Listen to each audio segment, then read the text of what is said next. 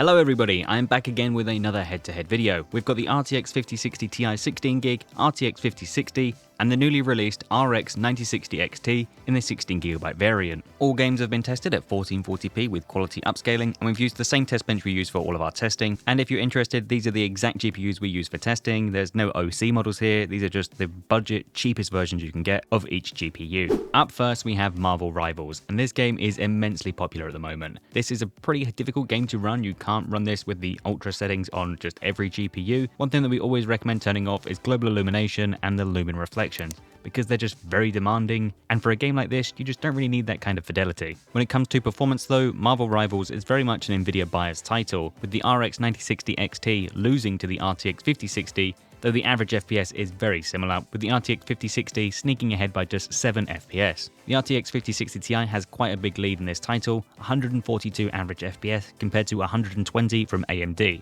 Spoiler alert, the 5060 Ti is generally a little bit faster than the RX 9060 XT, but the RX 9060 XT is substantially cheaper, according to MSRPs anyway. Of course, if you do want to get higher frame rates, you don't need to be playing at ultra settings. You can turn those settings down a little bit to get a little bit more performance. So if you're curious, stay tuned to see what these three cards can do after a quick word from this video sponsor. If you're looking to create or upgrade a gaming PC, then ASUS has you covered. Not only are their range of Prime, TUF, and ROG gaming goodies perfect for PC gaming, but if you buy a selected product between now and the 30th of June, you can get a PC copy of Doom the Dark Ages for free. So why not grab yourself some cutting edge performance with a new ASUS motherboard and graphics card, or unlock jaw-dropping visuals with an OLED display? There really are so many products to pick from, so why not check out the full list with a link down below. UK only, terms and conditions apply.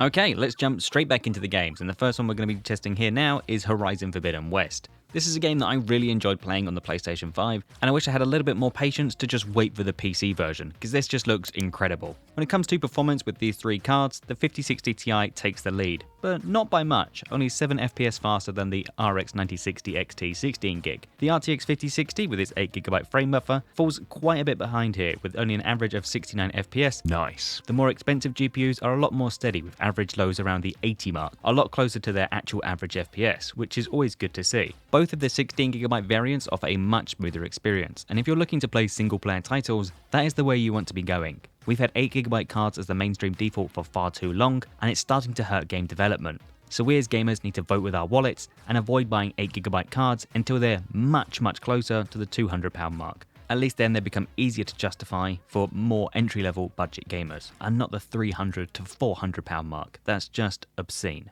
Up next we have one of the most popular games in the world, Counter-Strike 2. This game, no matter what time of year it is, what time of day it is, there is always hundreds of thousands of people playing this game. Counter-Strike isn't going anywhere anytime soon, and this is one of the reasons and kind of one of the games that Nvidia and AMD seem to fall back on as to why you don't need more than 8GB of VRAM, because you can play games like this, Counter-Strike 2, Fortnite, you can play them absolutely fine with an 8GB card, so why does anybody need any more? In this title, you can actually see that the RTX 5060 is comfortably outperforming the RX 9060 XT, regardless of its 8GB frame buffer. That's generally because AMD cards perform a little bit worse than Nvidia cards in this title, but that's just the way it goes sometimes. You get a lot of swings and roundabouts. Some games perform better with some GPUs, and some perform better with the other brand. It's just the way it's always been, and the way it will always be.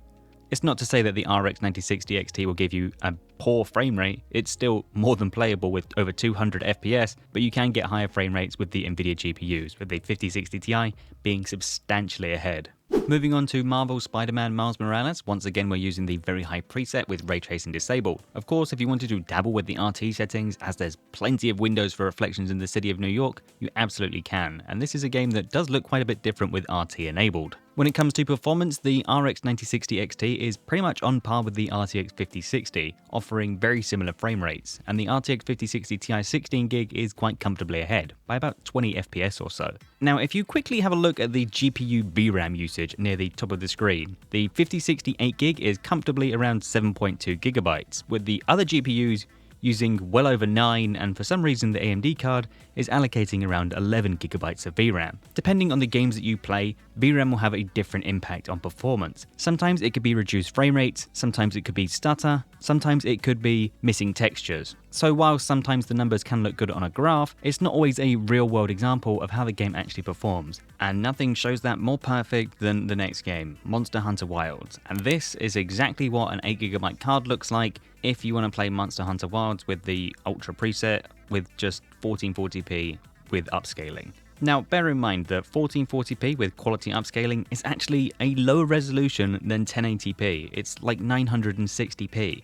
And for an 8GB card not to be able to play a game with ultra settings that costs around £300 or $300 in the US is frankly absurd. But this is just an example of games that will have multiple issues with VRAM, especially at settings like this where you want to crank up that fidelity just that little bit more. Up next we have Fortnite, and this is a game that runs pretty well on many systems. As long as you don't enable things like Lumen, global illumination and ray tracing, they're just not something that you need to enable when you're playing a multiplayer competitive game. Maybe you could turn them on if you're just playing like the casual LEGO modes or just like some build creative modes, but if you're playing competitively, you do not want that stuff turned on. When it comes to performance though, the 5060 Ti takes a comfortable lead here, especially over the 9060 XT. The 5060 is just a bit ahead of the 9060 XT by about 14 FPS, but the 1% lows are much higher on the AMD GPU. It's not quite able to match the 5060 Ti in terms of 1% lows and average FPS, but it is comfortably ahead of the 5060's 1% lows, which is something you may want to consider if you're playing a competitive game. Sometimes it's better to have a more consistent frame rate than a higher average frame rate. Up next we have our first ray tracing title, and that is Returnal. And we've got this set to the Epic preset with Epic ray tracing enabled on all of these GPUs. And all of them actually perform pretty well. The AMD cards have got a lot better this generation with their ray tracing capabilities, and that is definitely on show here in Returnal, with the 9060 XT being able to more or less match the RTX 5060 Ti, which is very impressive in a ray trace title, especially when the 5060 Ti is quite a bit more expensive. The 5060 8GB is actually pretty comfortable in Returnal with ray tracing enabled, but that's obviously not the way it will be in every single title. VRAM usage can fluctuate a lot depending on when and where you are in the game, so if you're looking to purchase a card for single player titles, the 16GB 9060 XT is the easy choice every single time, especially if you don't have the money to afford a 5060 Ti with 16GB of VRAM. Our next ray tracing title is Hogwarts Legacy, and with everything cranked up to the Ultra preset with ray tracing set to Ultra, this is a pretty stunning looking game. Now, Hogwarts Legacy is the type of game that if you don't have enough VRAM, performance doesn't actually get affected too much. You can see the VRAM usage on the 5060 Ti and the 9060 is well over 10GB and nearly 14GB on the 9060 XT, whereas in the 5060, the VRAM usage is much closer to around 7GB. So while this means performance isn't going to be affected, this generally means that textures can go missing. Maybe the textures on the floor, the textures on the wall, things can just look a little bit soft or sometimes just not load in and look completely broken. This is something I personally noticed when I was playing this game with a 3070 Ti a few years ago. This footage is from a build with a 4060 Ti we did a few years ago, and while the FPS in the top left hand corner is fine, the textures are absolutely nowhere to be seen. Our penultimate ray tracing title is Ratchet and Clank Rift Apart, and this is with the very high preset, ray tracing set to very high. This game looks amazing with all the settings cranked up, and the 5060 Ti and 9060 XT offer good comfortable frame rates for a single player, third person exploring type game. The 5060 though is under 60 FPS, and the 1% lows are around 45, so that's pretty bad and not a good single player experience. Of course you could just turn ray tracing off, you don't need that enabled for this type of game, but by just spending a little bit more, you can crank that setting all the way up to very high with a 9060 XT. Like I mentioned earlier, Ratchet and Clank is the type of game that if you just don't have enough VRAM, performance will take a big hit. And don't forget, this is 1440p with DLSS quality. If you want to run this at native 1440p or native 1080p even, that's a higher resolution than what we currently have here. So when it comes to purchasing a new GPU, avoid those 8GB cards like the plague, unless they're extremely cheap.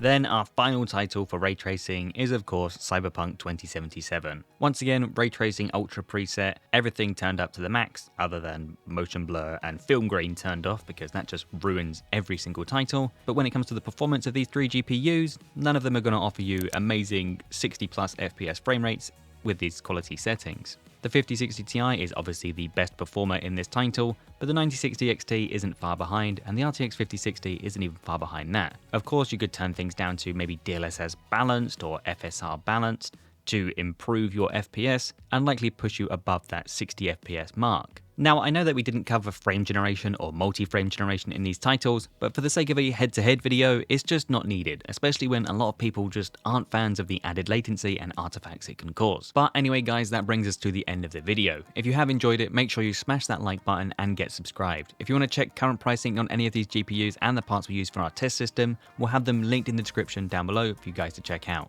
And while you're down there, why not upgrade your battle station with ASUS? Now is the perfect time to start your new build, with a free PC copy of Doom the Dark Ages when purchasing selected gaming hardware. This means that you can grab a new OLED monitor and enjoy perfect contrast, a new graphics card for next-gen gaming, or unlock a whole new build with an ASUS motherboard. There is plenty of stuff to pick from, so see the full list of products with the link down below. UK only, terms and conditions apply. Thank you so much for watching this video, and we'll catch you guys in the next one.